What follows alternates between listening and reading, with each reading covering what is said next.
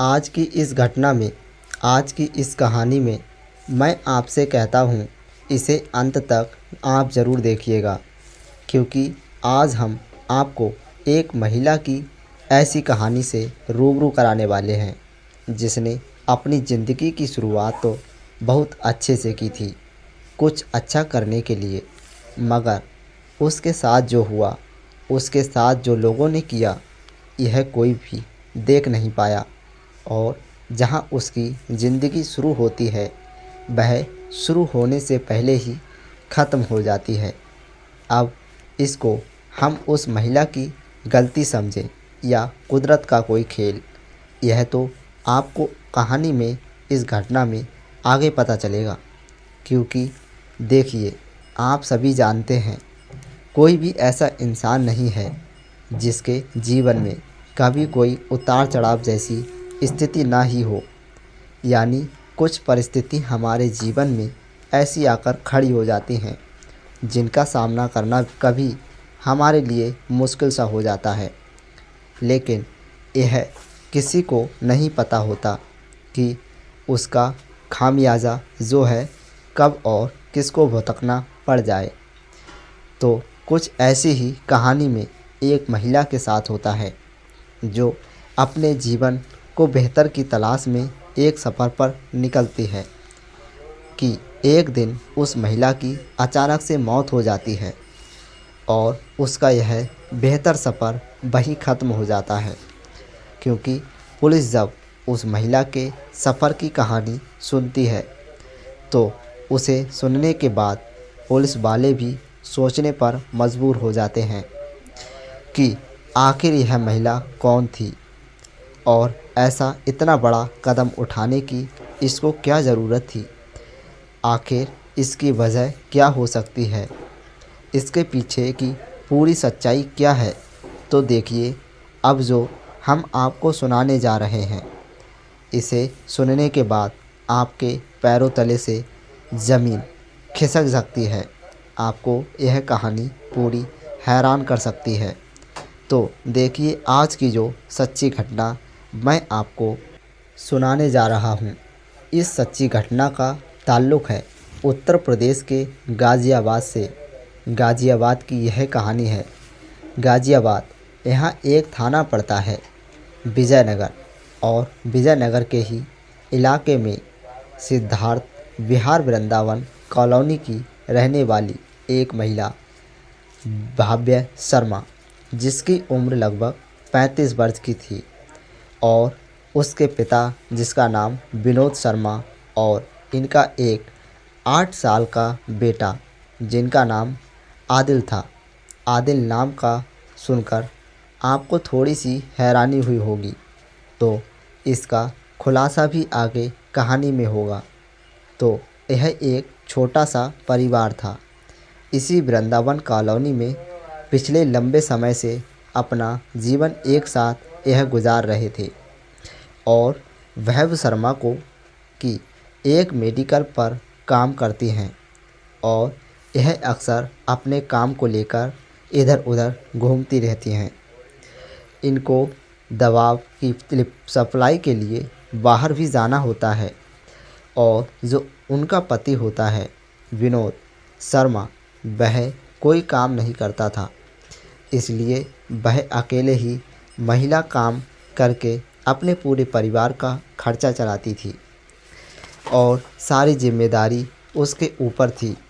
और एक दिन क्या होता है कि वैभव शर्मा जब अपना काम निपटाकर जबलपुर से वापस आने घर आ रही थे, 26 दिसंबर 2022 की सुबह में अचानक उसकी मौत हो जाती है। और विनोद शर्मा तुरंत इस बात की खबर अपने सभी रिश्तेदारों और पत्नी के मायके वालों को दे देता है। साथ ही साथ इस वक्त बात की खबर विजयनगर थाने में भी देता है। तो पुलिस भी तुरंत वैभव शर्मा के घर पहुंच जाती है, और पहुंचकर वहां का जो सारा माजरा जब अपनी आंखों से पुलिस देखती है, तो उनकी भी आंखें खुली की खुली रह जाती हैं। क्योंकि वह देखते हैं कि भव्य शर्मा जो हैं कि अपने ही कमरे में अपने बेड पर मरी पड़ी हैं। अब पुलिस सोचने ही लगती है कि आखिर इसके साथ ऐसा कौन सा बड़ा हादसा हुआ और कौन सी व्यक्ति घर के अंदर ही घुसकर इसको मार के चला गया, क्या बड़ी वजह हो सकती है। और जब इस बात का पुलिस उसके पति से पूछताछ करती है, सब कुछ जानने की कोशिश करती है, तो उसका जो पति होता है अभी पत्नी को लेकर बहुत ज़्यादा परेशान था। तो वह अभी कुछ भी कहने की स्थिति में नहीं था। और यही सब देखते हुए पुलिस सबसे पहले भव्य शर्मा की लाश को कब्जे में लेती है, पोस्टमार्टम के लिए भेज देती है ताकि रिपोर्ट आने के बाद वह कोई कदम उठा सके। लेकिन होता क्या है कि जब तक रिपोर्ट आने में वक्त था तब तक वह विनोद शर्मा से उसकी पत्नी के बारे में पूछताछ करते हैं। तो विनोद शर्मा बताता है कि दरअसल मेरी पत्नी शराब की आदी हो चुकी थी। वह रात में रोज़ाना काफ़ी मात्रा में शराब पिया करती थी और इसी वजह से उसकी मौत हो गई। लेकिन जैसे ही भव्य शर्मा की जो पोस्टमार्टम रिपोर्ट आती है तो उससे एक बड़ा और चौंकाने वाला खुलासा होता है, जिसे देखकर सभी लोग हक्के बक्के रह जाते हैं। दरअसल आपको बता दें कि पोस्टमार्टम रिपोर्ट में पता चलता है भव्य शर्मा की शराब के कारण नहीं बल्कि पेट में चाकू लगने की वजह से मौत हुई है। और जब इस तरह की पोस्टमार्टम रिपोर्ट आती है और पुलिस वाले जब रिपोर्ट को देखते हैं तो उनका माथा खटक जाता है और उनके मन में काफ़ी सवाल आने लगते हैं कि आखिरकार भव्य शर्मा के पति ने विनोद शर्मा ने हमसे झूठ क्यों कहा, इसके पीछा क्या वजह हो सकती है, कहीं उनका ही तो हाथ नहीं है। यही जानने के लिए पुलिस तुरंत विनोद शर्मा जो होता है उसको अपनी कस्टडी में ले लेती है और सख्ती से उससे पूछताछ की जाती है कि आखिरकार भव्य शर्मा अपने जीवन में चाहती क्या थी।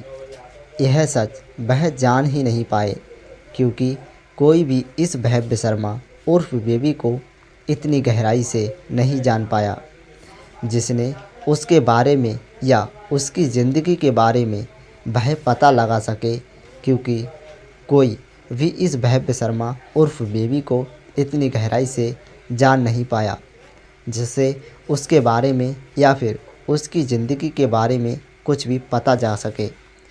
ऐसी क्या वजह थी जो उसने अपनी ज़िंदगी में इतने मर्दों से शादी की और किसी के साथ भी वह अपनी ज़िंदगी नहीं बिता पाई और हद से हद वह 2-4 साल तक अपने पति के साथ रहती और उसके बाद वह उससे अलग हो जाती। उसकी सोच क्या थी यह आज तक कोई नहीं जान पाया। अपना नाम बदलकर उसने इतने लोगों की ज़िंदगी के साथ खेला।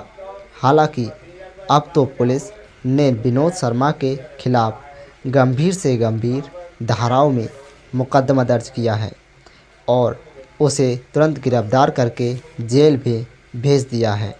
तो इससे साफ जाहिर होता है कोई जितना भी झूठ पर पर्दा डाल दे वह एक ना एक दिन हट ही जाता है। तो दोस्तों, पूरा घटना कार्यक्रम को सुनाने का मेरा मकसद किसी की भावनाओं को ठेस पहुंचाना नहीं है, किसी का दिल दुखाना नहीं है, बल्कि आप लोगों को जागरूक करना है, आप लोगों को सचेत करना है। तो मिलते हैं अगली वीडियो में एक और नई कहानी के साथ। तब तक के लिए अपना ख्याल रखें।